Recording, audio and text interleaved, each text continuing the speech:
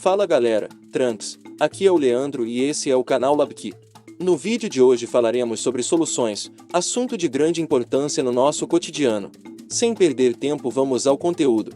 Soluções. Solução é qualquer mistura homogênea de duas ou mais substâncias. No nosso cotidiano, as soluções podem ser encontradas nos três estados físicos: sólido, líquido e gasoso. Nas soluções sólidas, destacam-se as ligas metálicas, como o latão, o bronze, o aço e a solda. Nas soluções líquidas, podemos destacar a água potável, o soro fisiológico, a gasolina e o refrigerante. Já nas soluções gasosas, o principal exemplo é o atmosférico não poluído. Vale ressaltar que qualquer mistura de gases ou vapores sempre será uma solução. Para fins didáticos, estudaremos somente as soluções líquidas, pois essas são as que mais aparecem no nosso cotidiano e nas provas de vestibular. Termos importantes. Em uma solução, os materiais podem ser classificados conforme a sua quantidade. A substância presente em menor quantidade é chamada de soluto. As partículas do soluto são muito pequenas e atingem um tamanho máximo de 1 nanômetro, ou seja, 10 elevado a menos 9 metros. Já a substância presente em maior quantidade é denominada solvente. A principal função do solvente é dispersar ou dissolver as pequenas partículas do soluto. Nos nossos estudos iremos focar nas soluções aquosas, ou seja, nas soluções cujo solvente é a água. Vale ressaltar que, devido ao pequeno tamanho de suas partículas, o soluto não pode ser separado do solvente por procedimentos mecânicos, como filtração, sedimentação ou centrifugação. A seguir irei resolver um exercício para fixarmos esses conceitos. Exercício 1. O soro fisiológico é uma solução aquosa que apresenta 0,9% em massa de cloreto de sódio. Identifique o soluto e o solvente desta solução. Vamos à resolução. Analisando as informações, percebemos que a substância presente em menor quantidade é o cloreto de sódio. Dessa forma, ele é classificado como soluto. Em contrapartida, a água é a substância presente em maior quantidade no sistema e dessa forma é classificada como solvente. Caso tenha ficado alguma dúvida, deixe aí nos comentários e eu terei o maior prazer em te responder. Vamos ao próximo tópico. Soluções eletrolíticas versus não eletrolíticas. Uma solução aquosa pode ser classificada quanto à sua capacidade de conduzir corrente elétrica. As soluções eletrolíticas são capazes de conduzir eletricidade. Essa condutividade está relacionada à presença de íons livres em solução. Dessa forma, para que uma solução seja eletrolítica, o soluto, que será chamado de eletrólito, deve ser uma substância iônica, como o sal de cozinha ou um ácido de arrênios, como o ácido sulfúrico. Já as soluções moleculares ou não eletrolíticas não são capazes de conduzir corrente elétrica, uma vez que não apresentam íons livres dissolvidos em solução. Os principais solutos moleculares são a glicose e a sacarose, que é o açúcar de cozinha. E aí galera top, estão curtindo o vídeo? Se sim, pause o vídeo rapidinho, deixe seu like e se inscreva no canal. Desta forma você incentiva o nosso trabalho e contribui para que o YouTube entregue esse vídeo para mais pessoas. Leva menos de 30 segundinhos, pessoal. Vamos ao próximo tópico. Coeficiente de solubilidade. O coeficiente de solubilidade é a quantidade máxima de soluto que pode ser dissolvida em 100 gramas de solvente. O valor da solubilidade depende de três variáveis: do próprio soluto, do solvente e da temperatura. Como exemplo, o cloreto de sódio apresenta solubilidade de 36 gramas para cada 100 gramas de água a 20 graus Celsius. Nessa mesma temperatura, o dicromato de potássio apresenta solubilidade de apenas 12 gramas para cada 100 gramas de água. A seguir irei resolver um exercício para fixarmos esses conceitos. Exercício 2. Sabendo que o coeficiente de solubilidade do cloreto de sódio a 90 graus Celsius é 39 gramas para 100 gramas de água, calcule a quantidade máxima desse sal que pode ser dissolvida em 20 gramas de água. Para resolvermos esse exercício, realizaremos uma simples regra de 3. Conforme informado pelo enunciado, 100 gramas de água podem dissolver completamente 39 gramas de sal. Dessa forma, 20 gramas de água podem dissolver uma massa X de sal. Multiplicando o cruzado, temos que 100 vezes x é igual a 20 vezes 39, cujo resultado é 780.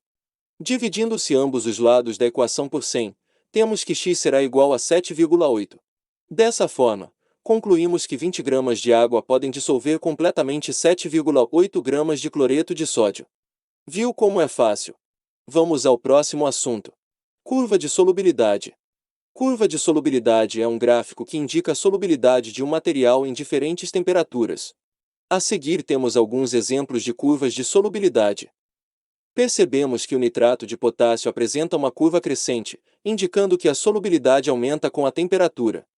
Nesse caso, dizemos que a dissolução do KNO3 é um processo endotérmico, que absorve energia. De forma inversa, percebemos que o sulfato de sério apresenta uma curva decrescente, indicando que a solubilidade diminui com a temperatura. Nesse caso, dizemos que a dissolução desse sal é um processo exotérmico, que libera energia. A seguir faremos um exercício para treinar a interpretação desses gráficos. Exercício 3. A seguir é apresentada a curva de solubilidade do dicromato de potássio. Em um copo, um professor adicionou 300 gramas de água e 100 gramas de dicromato de potássio. Após a agitação, o professor deixou o sistema em repouso e percebeu que uma parte do sal se depositou no fundo do copo. Analisando o gráfico, calcule a massa de sal que foi dissolvida em água e a massa que se depositou no fundo do copo.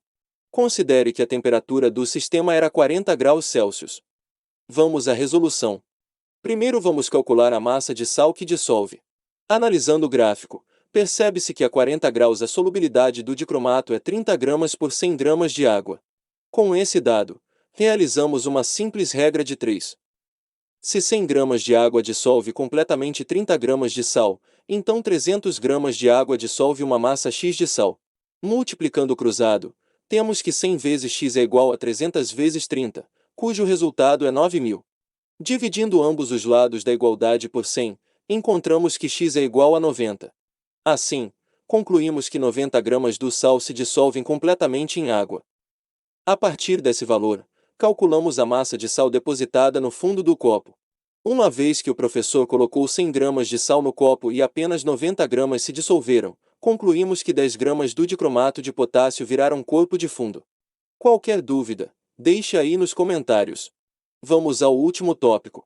Uma solução pode ser classificada conforme a quantidade de soluto dissolvido. Uma solução insaturada é aquela que não atingiu o seu limite dissoluto, ou seja, a quantidade de soluto é inferior ao coeficiente de solubilidade. Já uma solução saturada é aquela que atingiu o seu limite de soluto dissolvido. Dessa forma, a massa de soluto presente é exatamente aquela prevista pelo coeficiente de solubilidade.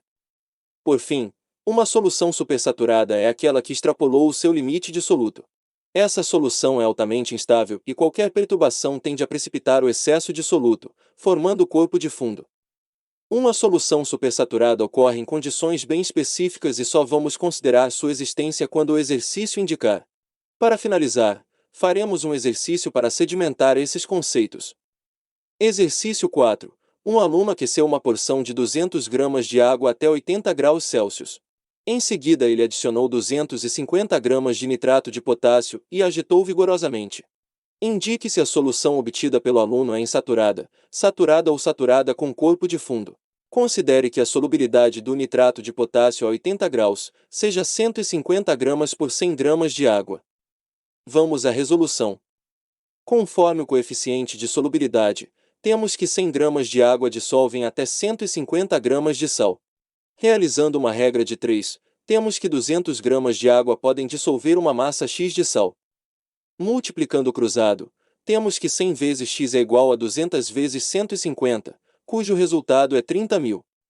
Dividindo ambos os lados da equação por 100, descobrimos que 300 gramas é o limite dissoluto que essa solução pode dissolver. Uma vez que a massa dissoluto adicionada, 250 gramas, é inferior ao limite permitido, concluímos que a solução preparada é insaturada. Por hoje é isso, pessoal. Espero que você tenha gostado desse conteúdo. Não deixe de compartilhar com seus amigos e colegas. A gente se vê na próxima aula. Forte abraço, tchau.